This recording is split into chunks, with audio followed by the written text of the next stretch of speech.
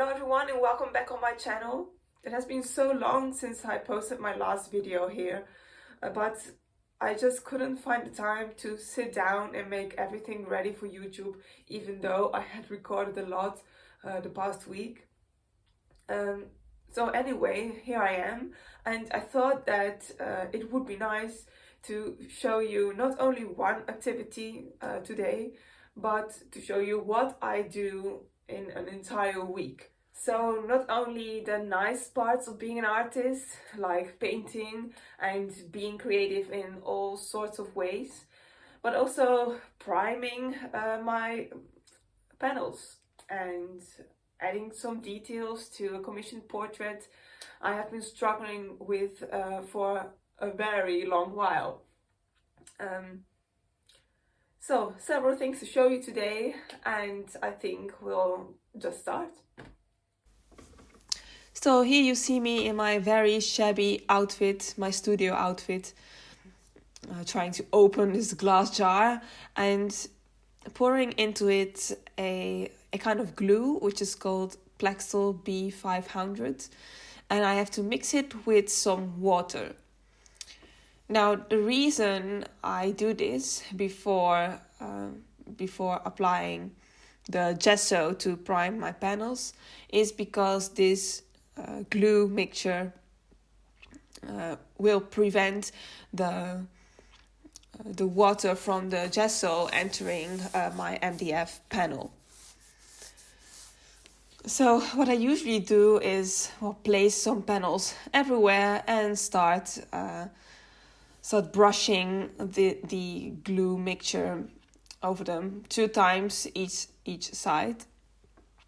And this is a very boring job to do, but it has to be done once in a while.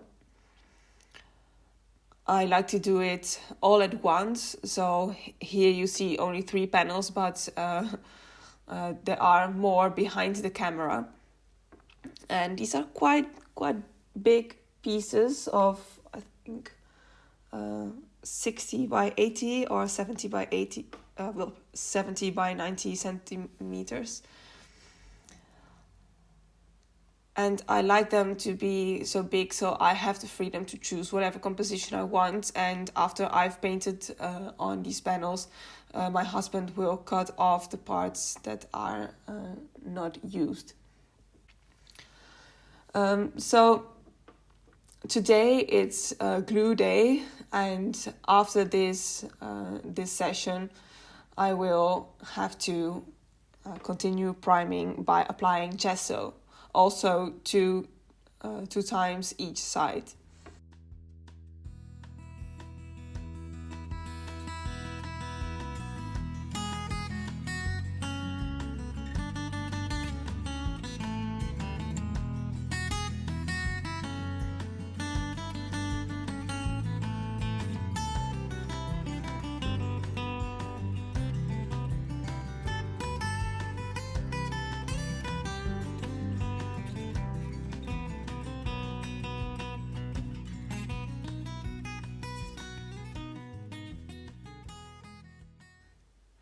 The reason I like to use MDF it is a very good material to work on, because when you would use canvas or even linen, then the chance of seeing some crackles in the paint layer is much higher after a while when it's aging.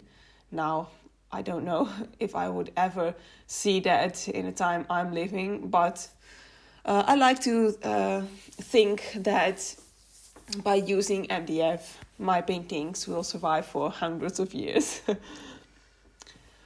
So here you see that I have a visitor on in my studio. It is my husband.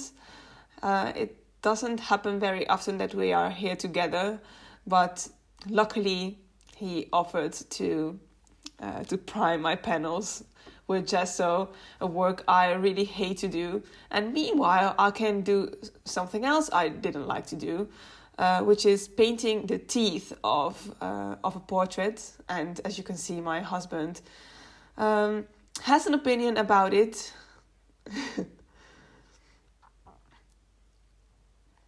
it's very difficult to paint teeth because it's such it is all about the details, and I like my paintings to be loosely painted, and that is very difficult with teeth.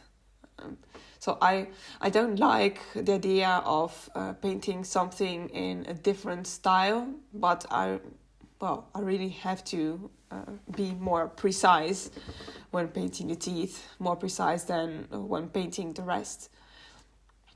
So I was struggling a lot with this part, and this is one of the two brothers you see on the same panel. And the one on the right, I still had to take on when it comes to the teeth. So yes, it's all part of the job. This video is about the less creative parts of being a painter, an artist, and these things just have to be done. And I must say that after I finished this teeth, I thought I did a great job. And I was satisfied in the end. So even if I'm complaining sometimes, that doesn't mean I really hate to do these kind of adaptations.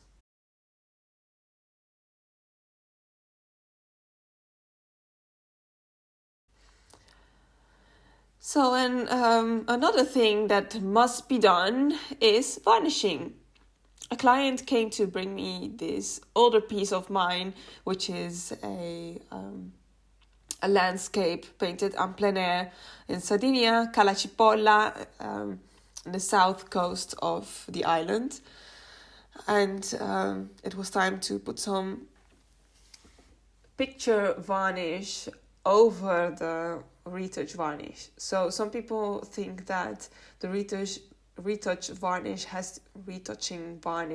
has to be removed first, but that is really not important. It can stay there. And I must say that I find the idea very scary to have to remove a layer with turpentine. So let's switch to the nicer parts of the artistic process. Here you see me putting some paint on my palette, which is a mess, I know, but I always say it doesn't matter if my palette is a mess as long as my painting is all nice and clean. And here I have to do something which is very difficult, namely painting the background of a very large canvas, painted largely from imagination. In the previous video, you might have seen that I painted the lower part of the composition, and now I have to move upwards and trying to get the same style of the lower part. And I just noticed that it didn't happen. The texture was different, and I had problems with the light because it was a very dark day. So this part you see me painting right now,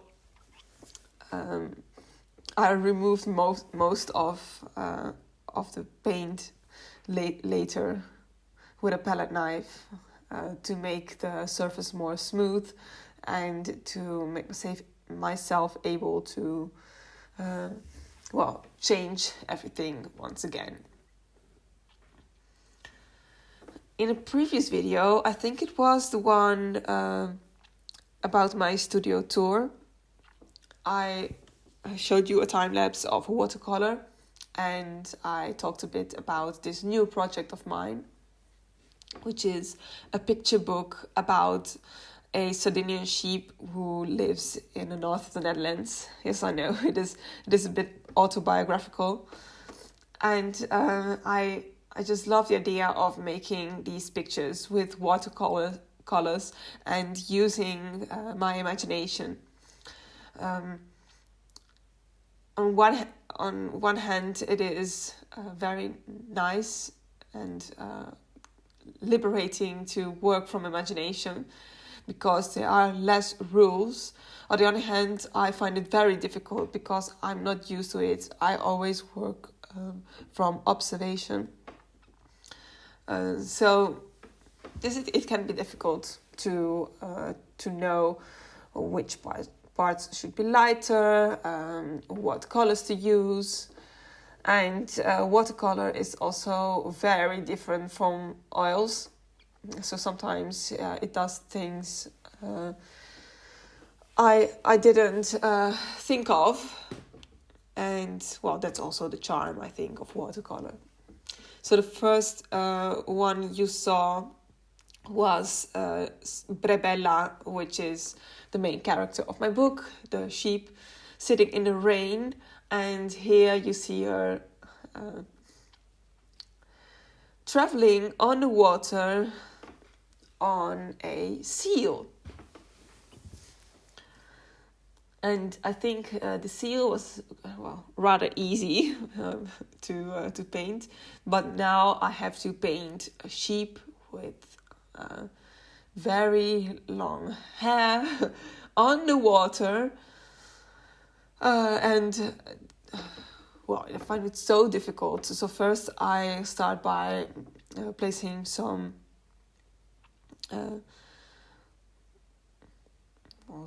major blocks and the most important values in with watercolors, deciding as I go what colors would be nice to use, and not only nice but also which colors would represent the being on the water best.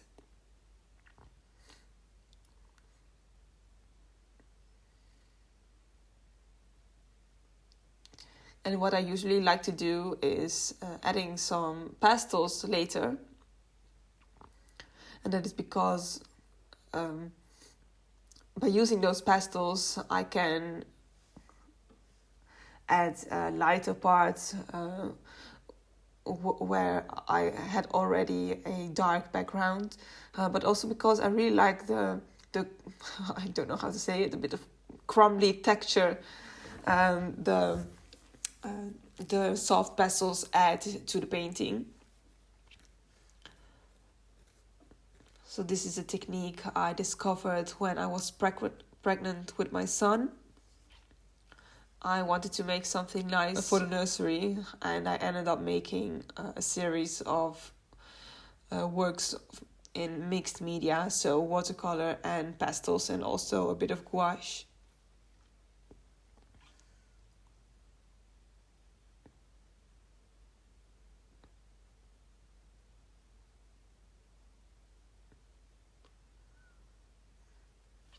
So if you are wondering what materials I'm using, the paper is a Hanemüller copper plate. I have tested so many different kinds of watercolor paper, and I didn't like them. The only one I like is Arches, but they don't have very big sheets of paper. So my husband bought this Hanemüller copper plate for some etchings, and I ended up using one of them as a test for watercolor, and I was immediately in love because you get all these nice overflowing colors. And even though it isn't really meant for watercolor, I think it's just perfect. So, and the brand of watercolor I'm using here is Daniel Smith, and also a few colors of Winsor & Newton. So I like them both. And the pastels, I really don't know what brand they are.